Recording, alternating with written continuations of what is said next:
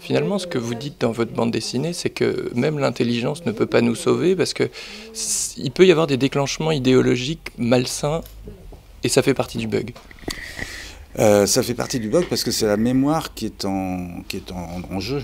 La mémoire, une mémoire, la vive, chasse la mémoire vivante. La vive, c'est le numérique, c'est le virtuel, et la vivante, c'est le cerveau. Donc le danger, c'est ça que j'essaie de pointer, c'est qu'on confie un peu trop de choses à la mémoire vive. Et qu'on oublie de la transmission, par exemple. Donc on ne transmet plus. On croit que mettre un fichier dans un coin, ça nous suffit à garder l'information, à garder y compris la culture. Donc il y a un vrai déséquilibre qui se fait. Donc c'est ça qui est un peu l'enjeu de cette histoire de bug qui, alors effectivement, l'intelligence humaine, elle a réussi à inventer, à innover, à créer des avancées extraordinaires dans ce numérique. Hein, on est absolument d'accord, c'est une aventure incroyable, mais il y a un manque de lucidité. Voilà, donc on est dans cette période d'addiction. Il va falloir peut-être une génération encore pour que la lucidité, les choses soient posées et qu'une nouvelle génération gère ça avec... enfin avec l'efficacité. Là, je pense que ça part un peu dans tous les sens. Je voulais pointer la maladie des idées. Est-ce que c'est le fait que vous veniez d'un ancien pays communiste qui explique ça? C'est lié aussi à la mémoire. Une mémoire malade finit par produire des erreurs idéologiques, des répétitions de l'histoire. Donc moi je sais pas, j'ai l'impression, je suis peut-être sans doute un peu plus à vif que quelqu'un qui serait né, je sais pas, à Neuilly-sur-Seine par exemple, le fait d'être né à Belgrade, dans une période juste 5-6 ans après la fin de la guerre, dans un contexte géopolitique extrêmement tendu, hein, Tito qui dit non à Staline, c'est pas anodin. Donc tout ça, j'ai une conscience de la géopolitique malgré moi depuis l'enfance. Alors ça, pour moi, c'est un peu c'est pas un atout, c'est ça, c'est que c'est un vrai intérêt, une vraie passion quand j'ai commencé à me consacrer à la lecture de l'actualité, par exemple.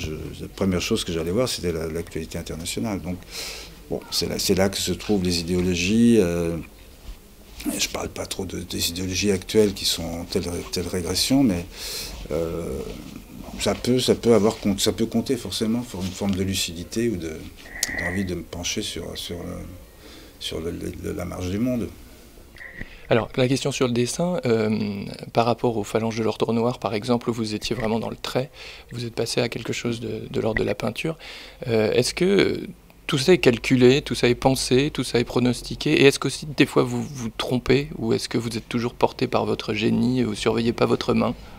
Alors écoutez, non, l'histoire du dessin, c'est pas du tout programmé, surtout pas, il faut pas. Donc c'est une forme de recherche de liberté. Alors à partir du moment où il y a un sentiment de répétition, de lassitude, c'est comme ça ce qui s'est passé avec le dessin au trait, avec l'encre de Chine, cette lassitude, j'ai trouvé le moyen de m'en défaire en peignant directement. Et techniquement, ça devenait possible. Donc c'est une chance dans la publication dans les magazines. Donc c'est toujours chercher cette sensibilité, cette sensualité, cette fraîcheur. Voilà, c'est ça, parce qu'on peut s'épuiser très vite sur le dessin en appliquant toujours les mêmes recettes. Donc ça, c'est une chose. Et est-ce que je me trompe? En fait, non, je ne me trompe pas. C'est arrivé très, très, très rarement parce que d'abord le choix, il faut savoir choisir quand on raconte une histoire en dessin.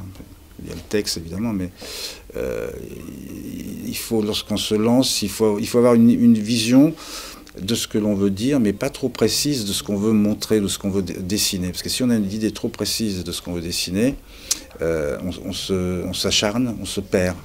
Il faut se surprendre.